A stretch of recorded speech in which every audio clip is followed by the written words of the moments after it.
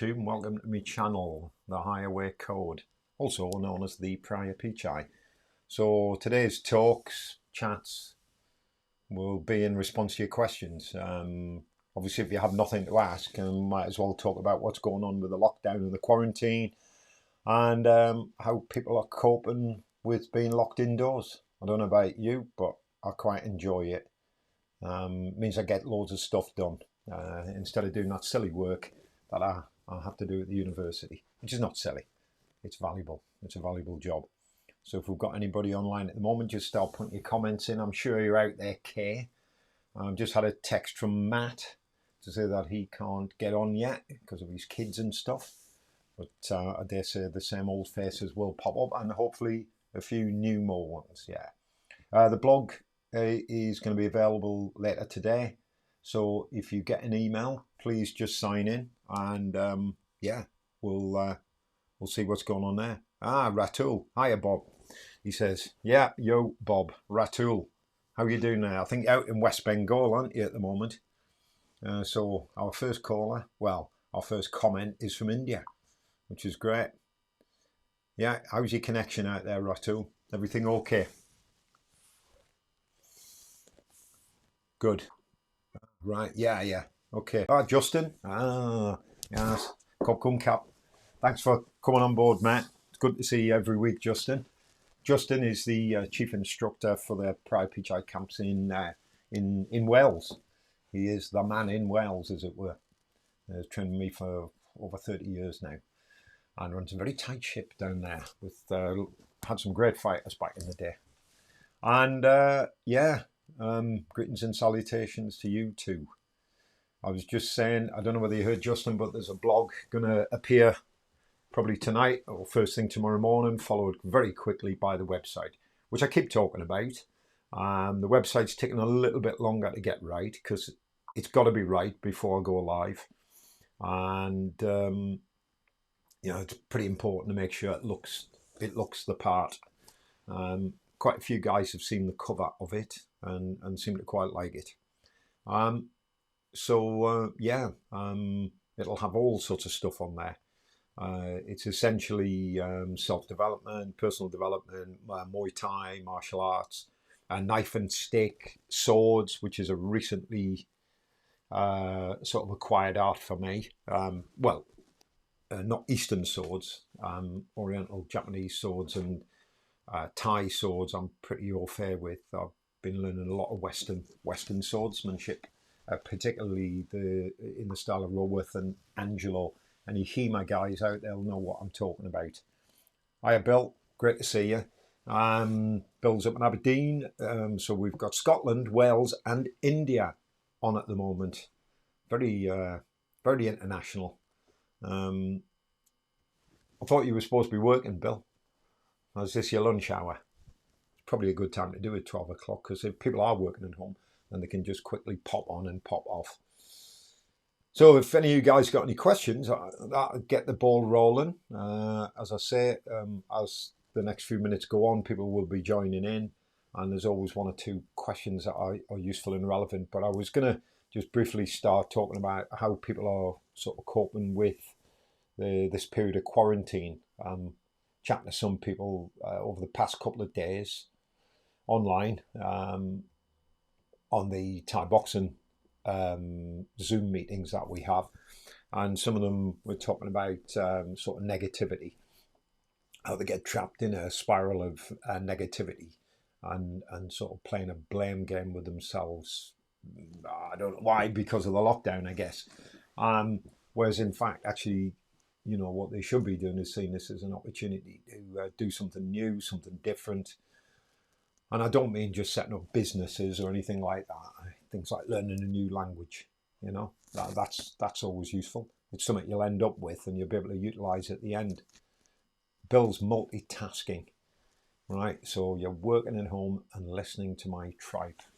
Yeah. Well, next week, talking of tribe, I'll be doing a podcast, which you'll be able to get on iTunes, I believe. And again, it's called The Higher Way Code. So if you go looking for a podcast on iTunes called The Higher Way Code, after self-development, you'll find it.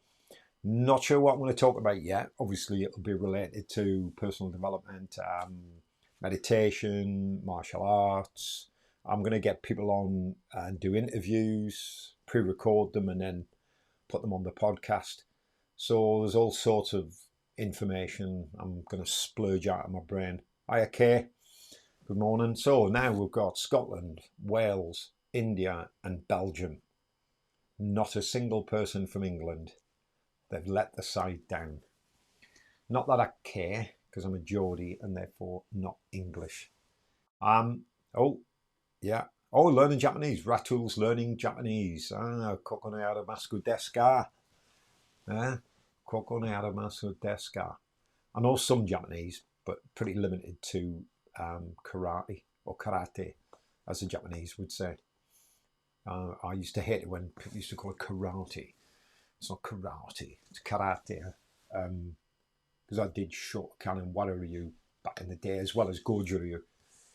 All really good styles. So all of my Japanese, Ratul, is based on karate, or karate do. So things like Zenkutsu Dachi and Koko, yeah, anywhere.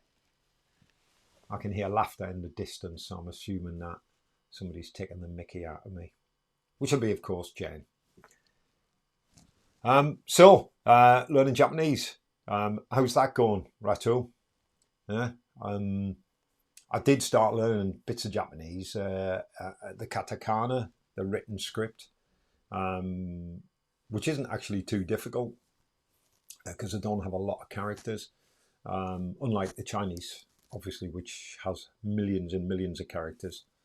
And I did start learning that when I was younger. And I still retain some of the Chinese that I learned in terms of writing it, and have a really nice set of ukiyo brushes, calligraphy brushes of different sizes.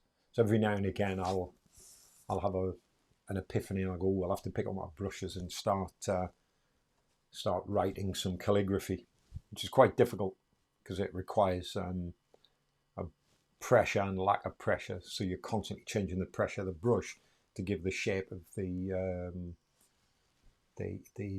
Chinese symbol.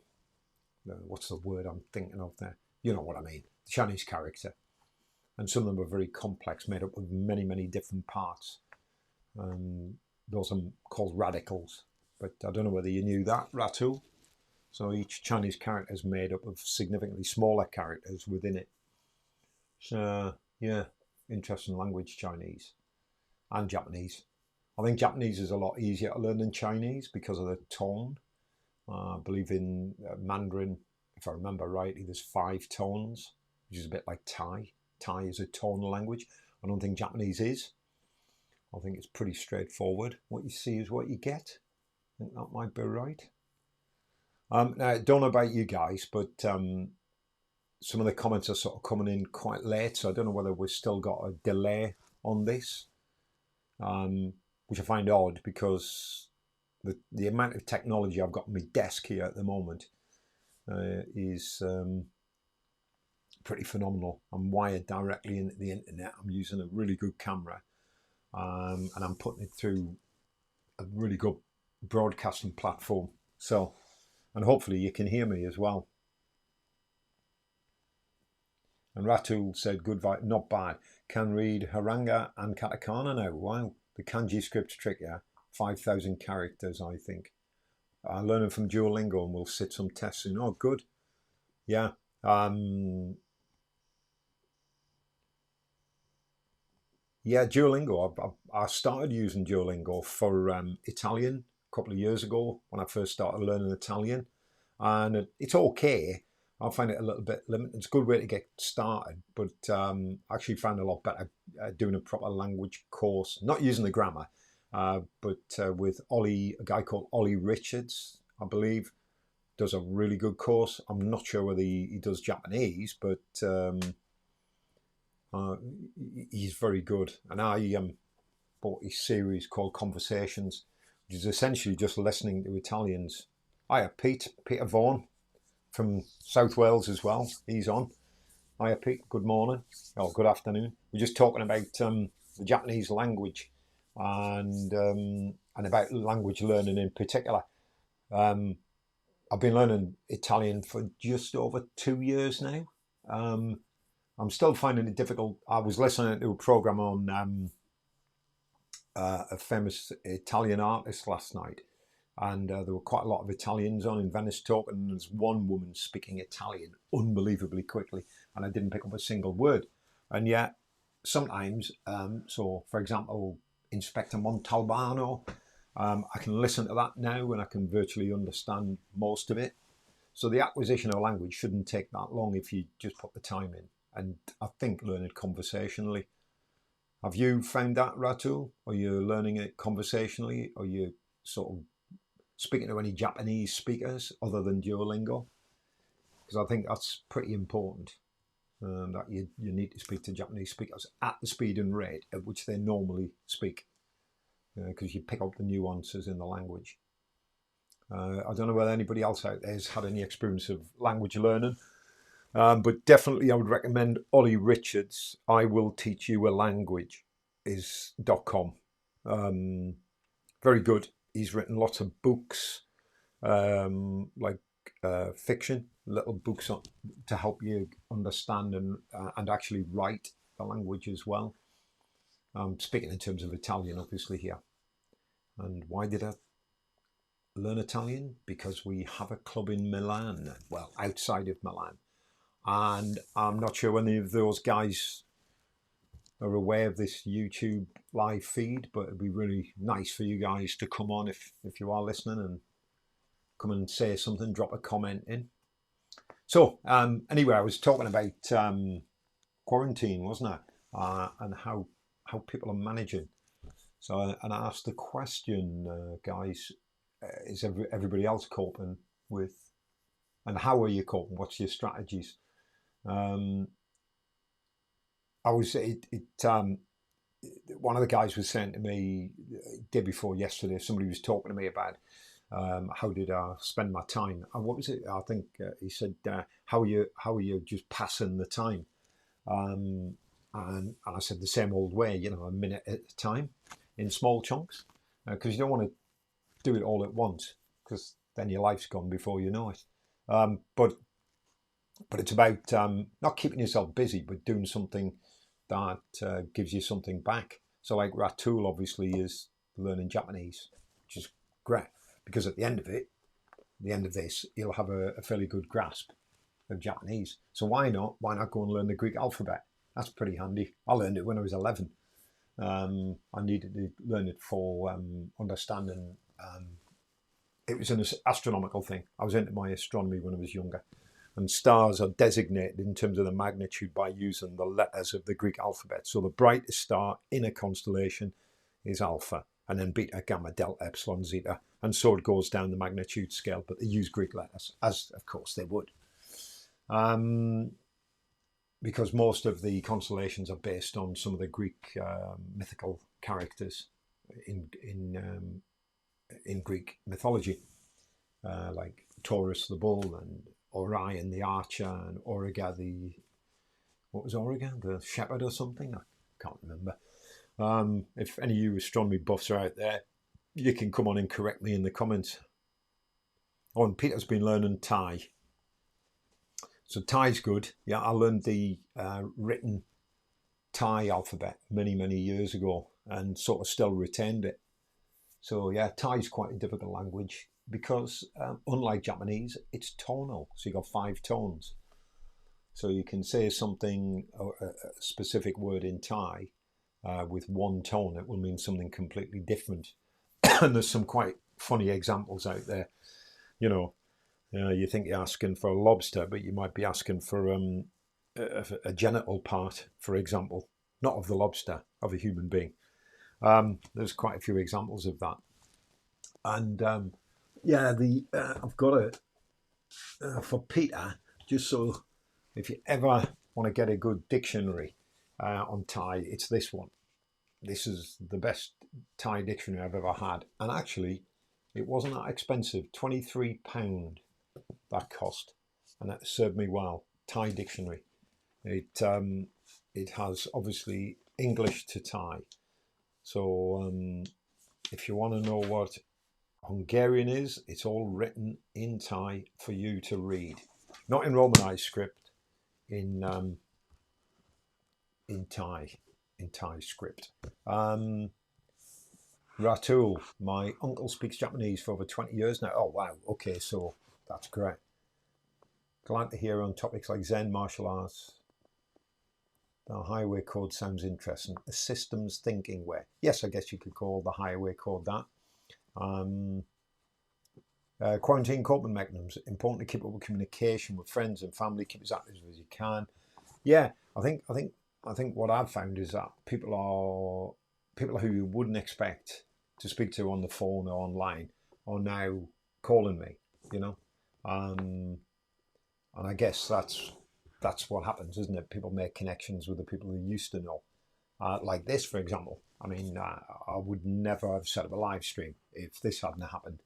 I wouldn't have even bothered doing the website, to be honest, because I just didn't have the time. But now that I have got the time, I'm making use of it. So yeah. In many ways, I think this period of lockdown has been fantastic because they're calling it the new normal, aren't they? Unfortunately, I get the feeling we'll go back to the old normal when it's all over, and people will forget. They'll forget things like the sacrifices the NHS made, and they'll also forget the ineptitude of the current government, obviously, and their peddling of lies. Oh, there you go. I said it. I put my flag on the mast and I've hoisted it all the way up. But I think you lot know my views anyway. Peter Vaughan. Oh yeah, you learn a fair bit from your wife when she's angry. Of course, Peter. Yeah. She won't need that dictionary. Or you might even have one in the house. Who knows, mate? I'd love to know what she says to you in Thai when she's angry. And I'm sure you want to know as well. Although you probably do know because you probably make her very angry. Not that you're a person who makes people angry. Quarantine coping mechanism. Yeah, it is important to keep up with communication. Hence this. This has been a really good way of keeping in touch with some of you guys as well. Because normally, might not speak to you for maybe 5 or 6 months, and then we'll have a big long conversation, as if we've been speaking every week.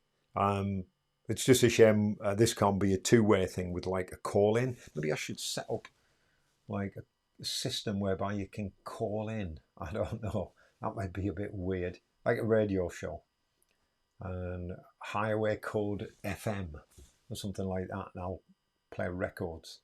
But then I need a PRS license because then you breach copyright. Yeah, I got told off by Facebook for copyright breaching on my sword video that I did for my apprenticeship. But they just were very polite and just asked me to take it down unless I had permission to use it. I actually thought it was in the public domain. But it's all addressed and it's not a problem now. So the way people were dealing with, other ways people were dealing with quarantine, I was chatting to them. Getting things done, communicating with people they've not communicated with before, and having a schedule, actually creating a schedule to get through the day rather than just sort of frittering it away, doing the odd thing here, then, everywhere. Obviously, if you've got kids, it makes it more difficult. You know, like Matt Caulfield, for example, is normally on here, but he can't be today because he's got the kids. And they're playing up, so he has to keep them entertained. I think it's probably worse for kids than adults, although some of the adults I've spoken to, they're behaving like kids in the sense that they're making a big deal out of very little. You know, they're not seeing this as an opportunity. They're seeing this as something that's going against them. It's like, oh, this always happens to me. Generalizing and stuff like that. And generalizations are the worst possible language pattern you can use. They do have their place, but obviously if we're generalizing, for example, feeling bad and saying that it's all of the time, you need to check on that. There's a thing in NLP called the meta model, and that's where when you're training to become a practitioner of NLP, you learn to clean up language and listen for these generalizations, deletions, and distortions. So an example of a generalization, and it's a common one used by the press, that an example would be all Muslims are terrorists, for example. okay, and that's quite a common one when we were having bombings and things. And quite a lot of people that I spoke to were using that terminology, they were using that language pattern. And I would always challenge them. I said, what do you mean all of them? What about your mate who's got the shop down the road? Or your mate who you work with in the hospital? That Asian doctor? Oh, no, not him. So you have to challenge these things. And it's amazing how quickly people come back if you challenge the pattern. They'll sort of go, well, what I meant was, and then they'll give one example of somebody. And in fact, most people I've met have not been directly affected by any terrorism. So this idea that terrorism is endemic, for example, is another generalization. It's everywhere. I want to know where it's gone at the moment, because there's hardly any talk of it at the moment in the press. In fact, none. Certainly not in the UK. I'm sure there is in other parts of the world where terrorism is active, but it's suddenly vanished from our shores. I guess because there's a pandemic on. That's something else to focus on and scare the public with. I don't know what your thoughts are on that, but language is an insidious thing if it's used badly. And generalizations are just one language pattern that can cause untold problems with communication. So don't accept it when people say, oh, I am depressed all of the time. You can guarantee that some of the time they're asleep. You can guarantee that some of the time they've laughed at something on TV. That's not to say some people aren't clinically depressed, which can sometimes be triggered by a chemical reaction in the brain brought on by diet, for example. I had a client who actually did not respond to any psychological interventions, but I told her to change her diet, and lo and behold, her mood shifted, completely changed her mood. Because obviously the brain is full of neurochemical transmitters, and they're fueled by what we eat and how we live our lives. So just an important point to make, sometimes it's not a psychological intervention that's needed. It would be a physical intervention. Even exercise is a great physical intervention for helping people deal with things. And I've noticed now when I go out to the shops once a week, lots more people riding bikes, lots of people running now, which can only be good for, the general health of people. And I think people are more concerned now about their general health, which hopefully will carry on after this is over. And then we'll see evidence of it in the NHS, with less heart attacks, less stress-related problems, hopefully. Who knows? We'll only time will tell. So, yeah, this quarantine period, I can see lots of positives with it, to be honest. And I think I've already talked about this previously, about it being like an enforced retreat, like when you go into meditation for a week or whatever. This is a good opportunity to get your head together, as it were. But that's up to you, it's your choice. But I know which choice I would have every single time. So, not a lot of people on today, unusually. But mind, it's early yet. We've been on 23 minutes, and I managed to natter on about nothing really for 23 minutes. So, glad to hear topics on Zen, okay, and martial arts, okay. Why don't we take Zen? Does anybody have anything specific on Zen? I mean, I can talk about Zen and where it came from, because Zen in itself is essentially a Japanese version of Chan Buddhism, which obviously is in China, which in turn came via the Silk Route, I guess, and the trade routes from India originally over 2,000 years ago. And Gavin has just popped up, Fearless Muay Thai. So we have got somebody from Scotland near Aberdeen in Ballater. I'm at work, lunchtime. Yeah, Gav's got his lunch now. Thanks for jumping on, Gav. Good to see you, mate. Thanks for jumping on. If you've got any comments to make, caustic or otherwise, then do so. I can always do with your Kiwi version of reality. Yeah, so I was talking briefly about Zen. And if people want me to continue talking about it, I'm happy to do so. Um, one of my first influences, actually, when I was 12, was Zen.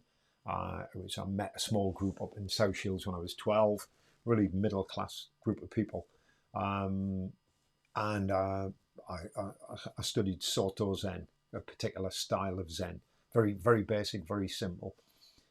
It was developed by a 12th century Zen teacher called Dogen, who put together a body of work. You know, he died in his 50s. He died very young, of consumption, I believe, and respiratory problems.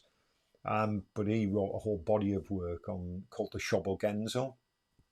Hi, Stuart. You're welcome aboard. And the Shobogenzo was a huge body of work, which to this day still confuses people, although he does a section called On Time, which actually is, if you read it through the eyes of if you're a quantum, a quantum physicist, somebody interested in quantum mechanics, and specifically cosmology, you'd be fascinated by his section called On Time, and talks about how he feels time has been organized in the human sense, but how it doesn't represent reality. And this was in the 12th century. So he had some pretty deep insights, did Dogen. And he also made meditation available to the masses, which it never was up until that point in Japan. It was very much a hierarchical thing. And actually the Rinzai sect took umbrage at this and attacked his groups from time to time. Fortunately, he had a very powerful lord, a protector, who looked after his sort of interests as well in that part of the island. And like I say, he died in his 50s. But Zen owes its roots to Chan Buddhism. And Dogen had gone to China in the 12th century. And he'd met, I believe his teacher was a guy called Rujai in China, and studied Buddhism under him. Now, to us, going to China from Japan wouldn't seem like a big deal, but in that period of time, in the 12th century, just simply the idea of travelling across the sea in a rickety old junk to get to China, to then walk for hundreds of miles barefoot or in zori, in little sandals, straw sandals, is quite an undertaking. And I'm sure many people attempted it and probably died on the way. Fortunately, for the Japanese people, Dogen didn't, and he spent, I think, 3 to 5 years studying, and then was given the teachings, and then went back to Japan, again in itself an amazing adventure, and got a group of people around him, and talked about Zazen, or Shikantaza, which is seated meditation. So he completely changed the face of modern Japanese Zen Buddhism as it was at the time. He's sort of a bit of a revolutionary, and I like characters like that, like the Che Guevara of Zen Buddhism. But yeah, Zen owes its roots to Chan Buddhism. Chan Buddhism in turn owes its roots to what was going on in India at the time. And of course, at that period of time, Buddhism had vanished from India. Quite simply, the religions at the time, Hinduism and particularly Islam, wiped it out. Although there was large groups of Buddhists living in what is now known as Afghanistan, so towards Persia. Quite a history to the whole thing. It might be interesting doing a podcast on it, actually, on the development of Buddhism, because now it's become a religion, a world religion, which was not the original intention of Siddhartha Gautama, who we know as the Buddha, which simply means awakened one. And there's so much nonsense written about it, so things on rebirth and karma, which have actually no bearing on really what we now know archaeologically and anthropologically of where Buddhism's roots lie. There's even now conjecture that the Buddha wasn't in fact Indian. He was a Shakyan and was probably Persian, of Persian descent, certainly not Indian, as people would have you believe. And it's now widely accepted that he wasn't a prince either, which Ratul may have heard the story of that, because it's endemic. It's a myth that's been perpetuated because obviously people have a vested interest in the Buddhist institutions, the monasteries, the money that comes into them, no different to Christianity, to be honest, and Islam. People in power maintaining that position of power through influence and control. That's not what Buddhism was about. It wasn't even called Buddhism.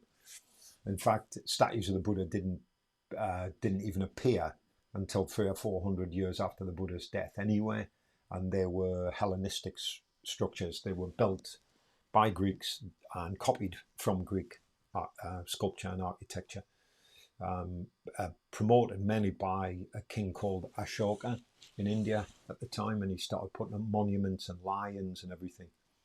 The earliest images we have of anything that could be related back to the time of the Buddha, which is 2,500 years ago, a long time, is the wheel, the symbol of the wheel, or the Bodhi leaf, and the other one is a footprint. And that was it. That was the only symbols that were being used just after the time of the Buddha, shortly after his death. But of course, we're finding more and more out now. Archaeology is better. People are taking care of old structures and finding more and more information about what was going on at the time. Unfortunately, 2,500 years ago in India, people weren't writing material down. It was all passed orally by word of mouth. So obviously it leaves a lot in the translation. Ratul, I'll just come back to your thing. You've said you've been practicing the open-eyed Zen meditation technique, if you can call it a technique, yeah. I find it a lot more easier to get into focus and closing the eye. I would agree with that. I've done both. I've meditated with my eyes closed and I meditate with my eyes slightly open. I find the one with my eyes slightly open, preferably facing a wall, a blank wall, so there is no distractions, is much better, and you stay awake as well. With the eyes closed, it tends to be more like sleep or hypnosis. So I prefer to have my eyes open. Although you can hypnotize someone with their eyes open. Yeah, we do it all the time. Maybe we'll talk about that another time, about open-eyed hypnosis and hypnotic technique.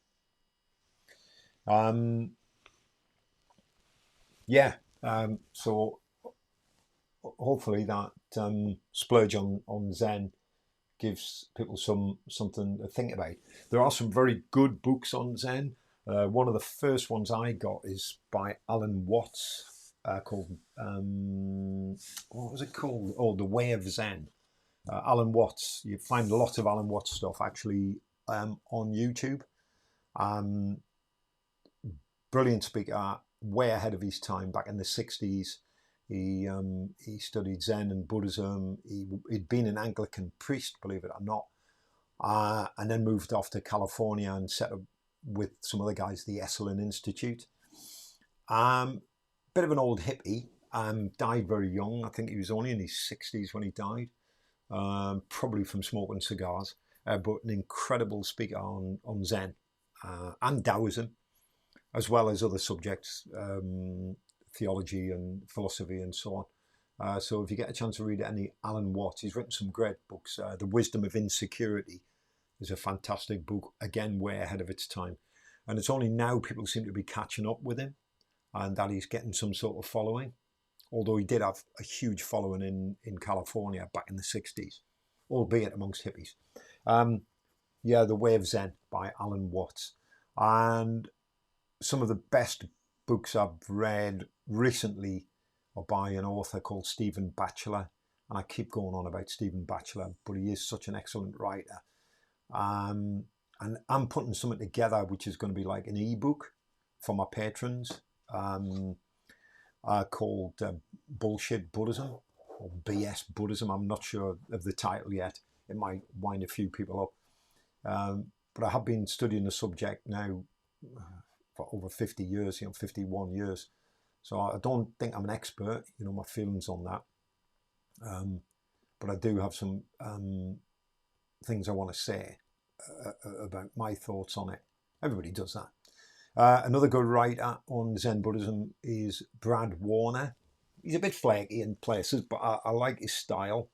I almost nearly had him come to Birmingham to do a series of talks, but as is usual, I wanted to get some money together for him to pay the man. Obviously, he's coming from the States, and it is his job. He's a writer as well as a Zen priest, having trained with Nishijima Sensei in Tokyo. And he's just down to earth. Used to work in the movie industry in Japan with a Godzilla type Ultraman. He used to work on Ultraman. I don't know if there's any of you geeks out there who will know Ultraman, but he was huge in Japan. And Brad Warner used to write scripts and get involved in working with the company that produced Ultraman. But Brad's brought out a load of books. The first one I read was Hardcore Zen.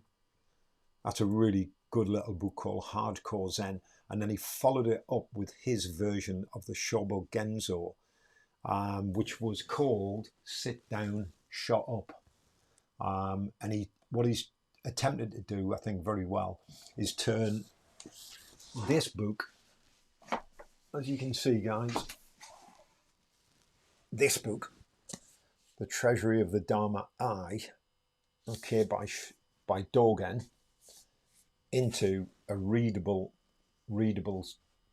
book called Sit Down and Shut Up. Because essentially what Dogen is talking about is the importance of just sitting still. And I think this period of quarantine, people got an opportunity to do that. But the problem is when you sit still and you're not distracting yourself with lots of other crap, this is when negativity can arise in the mind. And that's when people start going crazy. Okay? When in fact, you're losing an opportunity to sit still and be with yourself for the first time probably in your life. Hence, we've got quite a lot of people on the meditation group now. I was surprised at how many people are regularly turning up on the meditation group and starting to practice every day, which is great. It can only be good for their health. I have some interest in everything from senior medical people all the way through to Geordies like me. So it's Zazen for the masses. Zazen is seated meditation, also known as Shikantaza. Isn't that right, Ratu?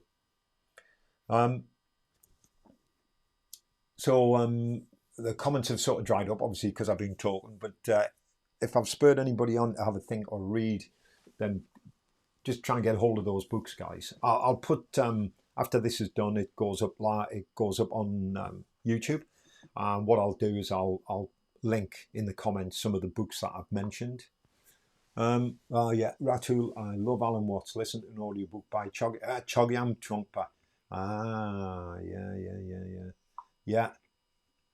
Matt Caulfield's just jumped on. You've missed me talking about Dogen, and we're just about to talk about Chogyam Trungpa, that good old crazy Tibetan sex pest.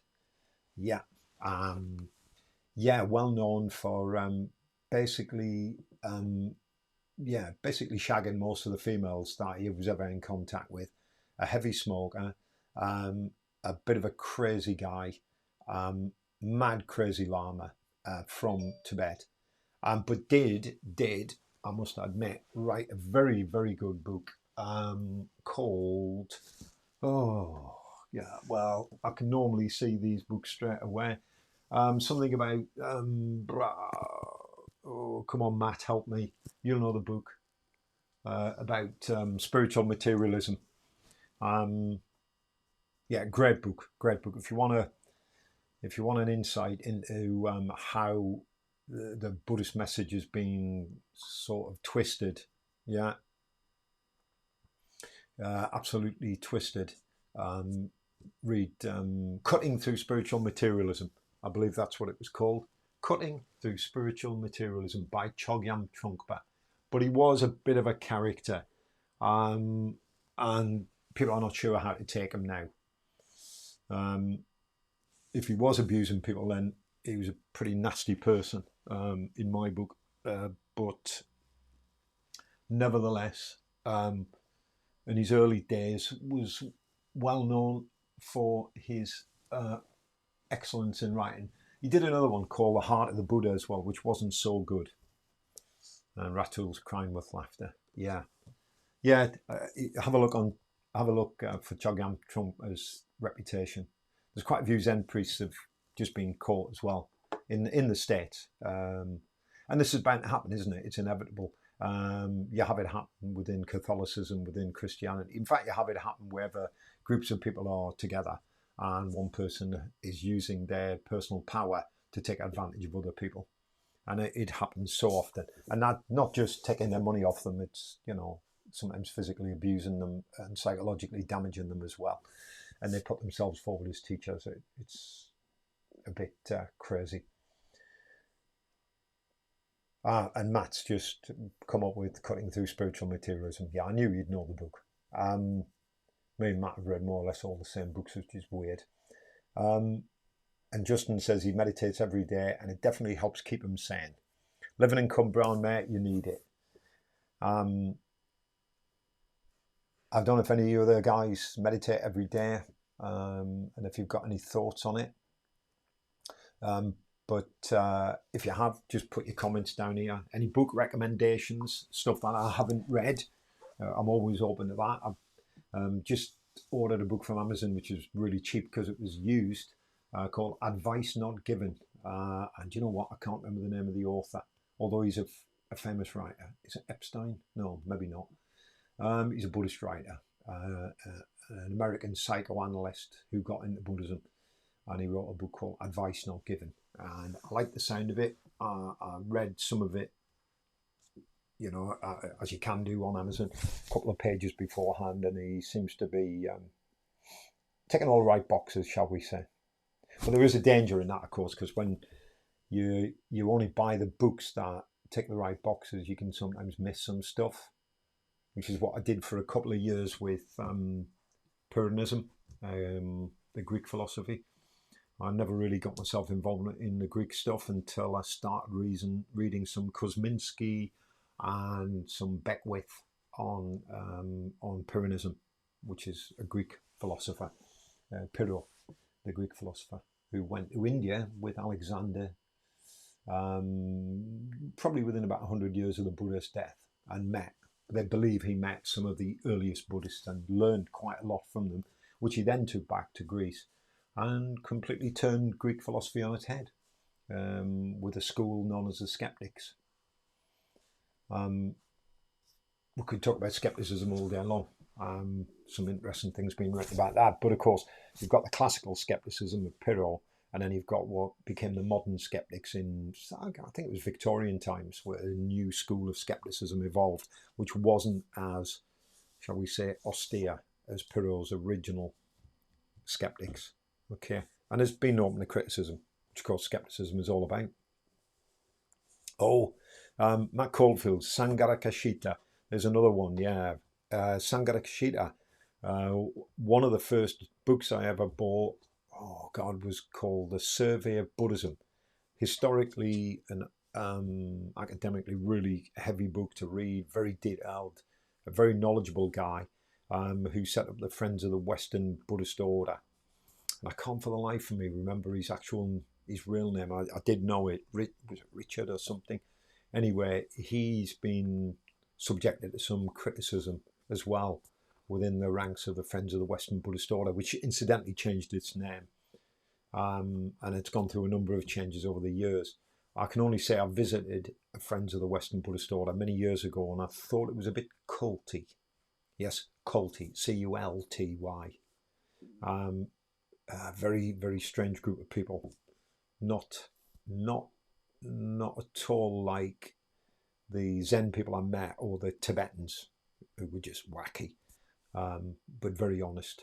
From what I saw at Samye Ling Tibetan Monastic Center. Justin, one of the best tools I find in helping with corporeal distraction is powerlessness. Instead of trying to block out external forces, except it's going to be then your powerlessness to prevent it. Instead of trying to block out external forces, except it's going to be there and you're power. Yeah. Oh, right. Yeah. I never feel powerless. I don't like the word empower, but usually when things happen or situation occurs, which they do, out of the blue, they arise and fall away. I understand that they're going to fall away. So that gives me a sense of control, because all things are going to arise and fall. All things are going to grow and die. It's the nature of the universe, that contingency. So I think by the fact that I've always accepted that things are in a state of flux and impermanence, I never actually ever feel powerless or like something's out of my grasp. Some people might call that overconfidence. I don't know. It works for me anyway. Um, oh, and Justin's also said in connection with meditation. Yeah. I don't try and block anything out in meditation, and the same thing applies anyway. When I sit in meditation, I'm just sitting and doing nothing else. When distraction appears, as we've talked about before, I just let it go. So I guess in a sense that gives me power, although I don't see it as having power. It just is.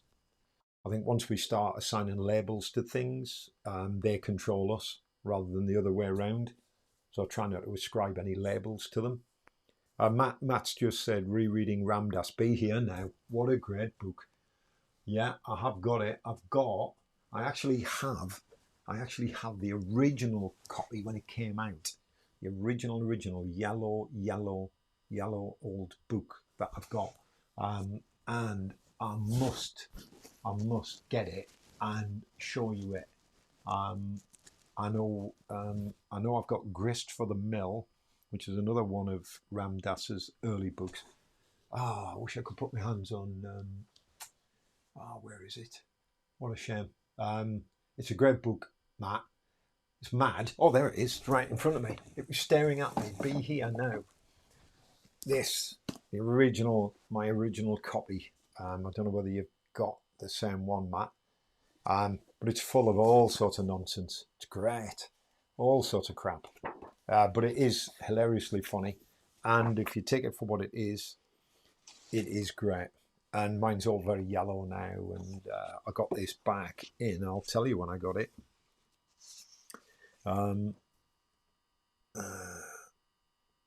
Here we go. Let's have a look. When did I get it? I normally put a thing in the front when I buy my books, and I'm looking for this. Where is it? The first printing as well, this one. 71, 72. I got this in 71, 72. Long before any of you lot were born. Matt's got the same one, but a later printing. It's nuts. Yes, it is nuts. I like to think of it, it's like the Church of the Subgenius. If any of you guys have heard of the Discordians, a group of people in the States, absolutely brilliant. They don't take themselves seriously. It's like a made-up religion, which all religions are essentially made up. And I'm actually a priest. Genuinely, in the United States, I can do weddings and funerals. I'm a priest of the Church of the Subgenius. And I'm also a pope, because I was made pope. Anybody be a pope. You're all popes. There you go. I've made you all popes. It's just a term. It's just a name. It doesn't mean anything. I tend to judge people on their actions, not on what they say they're going to do. And Ratul's going, whoa, yeah, you'd love it, Ratul. It's right up your street. It's absolute nonsense. It's great. But it does have a serious message in there as well. Ram Dass was I think Levine was his name, Stephen Levine. I think he died fairly recently, didn't he? A big old fat guru type. He's brilliant. And Matt saying Hail Eris. If anybody's wondering what that is, it's a Robert Anton Wilson thing. Another great writer. I have got Principia Discordia. Principia Discordia is essentially the Bible. God, they would kill me for that. The Bible of the Discordians. How I found goodness and what I did to her when how I found Goddess and what I did to her when I found her. Wherein is explained absolutely everything worth knowing about absolutely anything. You got to get this, guys. It's genius. And actually, when you look at it, you could easily imagine that this would be taken as reality by certain people. And it's just brilliant. It's got the Sacred Chow, which is an illustration, the Hodge and the Podge, and the whole thing was created back in the 60s. The little book is the Bible of Discordianism, the worship of Eris, the goddess of chaos. Many have said that the Principia Discordia is impossible to find, but if that's true, what are you looking at? A cabbage? That's on the back. Is Eris true? Everything is true. Even false things are true. How can that be? I don't know, man. I didn't do it. Just brilliant. Written by thinkers, illustrated by doers, designed by triers, printed by printers. Just superb little book. I recommend it. And when your crazy religious friends give you their pamphlets, give them that and say, yeah, read my pamphlet. It's just as relevant. The great God Bob. Yeah, not me. Bob. Yeah, he was an aluminium salesman who went off into the desert for 40 days and 40 nights and came back with the Hodge and the Podge. Yeah, which is like the yin and the yang, except the Hodge and the Podge. Yeah. Anyway, that's a completely bizarre idea, but actually it is no different to what we've got in organised religion, and that includes Buddhism, I'm afraid. People spouting truths when in fact the only thing that really exists is your take on reality. And this is the problem people have. Rather than understanding reality itself, which is what meditation's about, it's about their take on reality. Fnord. Yeah, thank you very much, Bob. I woke up this morning feeling a bit popish. All right, that's okay, Justin. Spectacles, testicles, wallet, and watch. Yeah, as they say. So you can have that one on me. I can even, if you go online, Justin, you can get a Pope card and print it off. Just go online and look for the Pope card. You can print it off, and there you go. You're a Pope, recognised. I'd love to find my somewhere in the magic drawer where everything vanishes. In my office, I actually have my Pope card and my Church of the Subgenius priesthood. So if you look up Ivan Stang, the Church of the Subgenius, for a couple of dollars you can get a whole pack. It's brilliant. And badges, stickers, leaflets to photocopy and give to people to promote your religion. Because in the United States you can practice any religion you want. It's written in the Constitution that all men are equal. And the original founding fathers of the United States were not God botherers. They were all atheists, or certainly agnostics. So I don't know what happened to the United States. Well, we all know what happened to the United States. They became God-fearing nutcases. Now they have an 8-year-old in church. Well, actually, my 8-year-old grandson speaks better than Donald Trump, more eloquently, elegantly, and actually thinks more logically. But there you go. Thank God we don't live in the States. We've got Boris. Okay, Matt, I think I still have a few spare, Bob. Oh, you're going to send me a new one if you can find them. Oh, good. What is that? A Church of the Subgenius card? Or is that a Pope card? I know I've got them somewhere. But I used to always carry it on me. And when I'd meet some of my religious friends, I'd say, oh yeah, I'm a priest here. And they would say that was made up. And I said, yours isn't. Right. Okay. We beg to differ. So, what's your take on Aleister Crowley? I love Aleister Crowley. Aleister Crowley, I was actually talking to someone who trained, he's a friend of mine on Facebook. We do HEMA together, Historical European Martial Arts. He's up in Scotland, James. I was hoping he'd be on here. James actually studied with the people who trained under Crowley and Gurdjieff and Ouspensky. And Aleister Crowley is very misunderstood, gets a really bad press. And, of course, Ratu, I've got a book on Aleister Crowley. And, well, I've got several books, yeah. But this one is by far the best one. If you haven't read it, read The Eye in the Triangle. And if you're an Aleister Crowley fan, you've not read that, shame on you. There you go, An Interpretation of Aleister Crowley by Israel Regadia. It's a great book. It's quite heavy, thick, a lot of text, no pictures. If Nina's on board, is Nina on today? No, there's no pictures, mate. But yeah, this is a great book. So it's an interpretation of all of his teachers. He set up a thing called the Golden Dawn, which was a group of occultists. Very strange bunch of guys. Very much in the tradition of the Theosophists like Blavatsky and people of that ilk. Yeah, interesting. It's a different take on things. You know, what is true? Well, it's your reality tunnel. You know, it's up to you what you do with it. And I've got several of his books, such as the Book of Lies by Aleister Crowley. Again, another great book. This is actually this is just Crowley stuff, commentaries. First published in 1913. So yeah, if you've not read any Crowley, have a read, but be careful which ones you read, because obviously some of them are anti-Aleister Crowley. Whereas really, what you should be doing is just reading it and making up your own mind. But don't get drawn down the wormhole. Wormhole? I suppose that's a modern thing, isn't it? Wormholes come from cosmology. Oh yeah, Hermetic Order of the Golden Dawn, OTO, correct. Yeah, good. So you do know your Aleister Crowley then. Yeah, Robert Anton Wilson was a member of the OTO. I don't know whether you've heard of Robert Anton Wilson, any of you guys? Bob Wilson, great writer, engineer, philosopher, written about 38 books, died a few years ago. And shortly after he died, I got an email from him, as did quite a few people who'd been in correspondence with him. I think he'd been dead a year, and we all got an email from him, which he'd obviously set as a timer. Or he's got a friend to do it. It was quite amusing. Gonna have to say goodbye a little early. Bloody customers want to speak to me. Well, great to see you, Justin.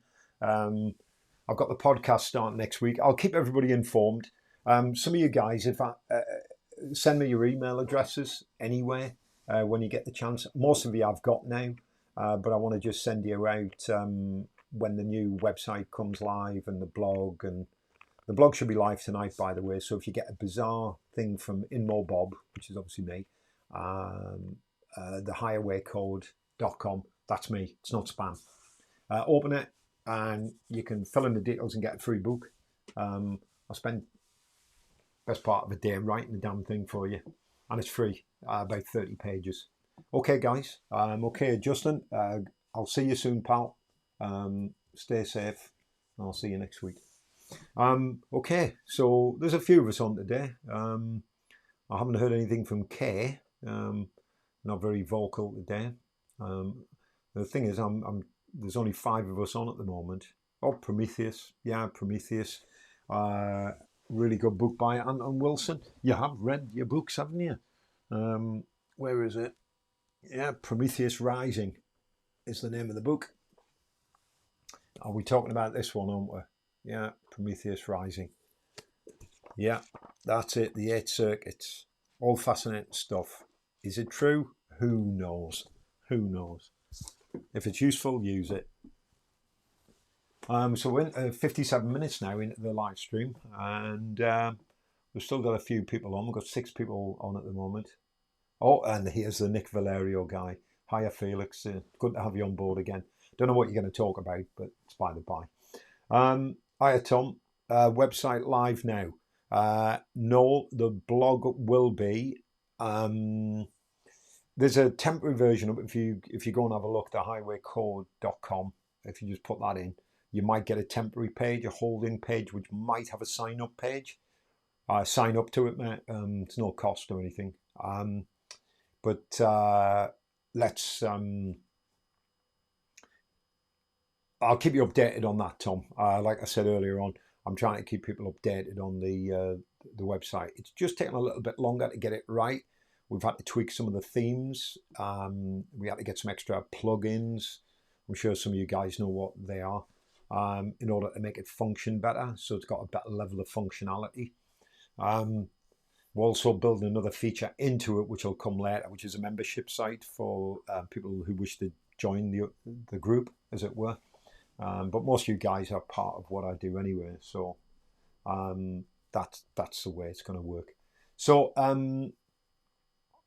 yeah, website later this week, blog tonight, early morning tomorrow at the latest. I've got my web guy working on it at the moment, and it's actually going okay.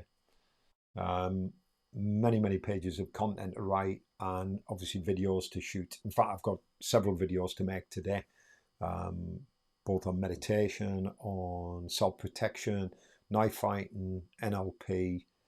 All of these things are in the process of being done. Then, of course, I've got to edit them, Tom. and then get them live. Who's the father, Bob? What's that then? Oh, I see. Yeah, we've got these other guys coming on, obviously just jumping on board because they've got fuck all else to do. But that's fine. They can stay there, and they're not causing any harm. It's just like doing a radio show when you have people calling in and you just cut them off. You just ignore them. Bill, yeah, latest Bob work calls. Okay, Bill, yeah, great stuff. Yeah, who is the father, Tom? I think we could actually join in with this. Yeah, probably was you, Tom. I think you probably got me pregnant. It was probably you, mate. Anyway, no, I'm happy. It's 6 months on now, and it'll probably pop a bit earlier with a bit of luck. But it doesn't show. No stretch marks as yet, and hopefully no stitches after the event. Yeah, this sounds like one of my Thai boxing classes. Actually, it's just the way these classes tend to go. Yeah, thank you. I'm getting lots of it. That's one way to get membership, isn't it? Man getting pregnant online. Tom, you did a cracking job, mate. Anyway, we've done just over an hour now, so we'll come to the end of that. Hopefully, you guys that were interested in what I had to say will join me next week, and hopefully the rest of you can come on and we'll check out what the baby's like. Yeah, that would be interesting. So, okay, guys, check out the website when it's live. I'll be in contact with all of my normal students, if there's such a thing. And yeah, catch you in a bit, guys. Take it easy.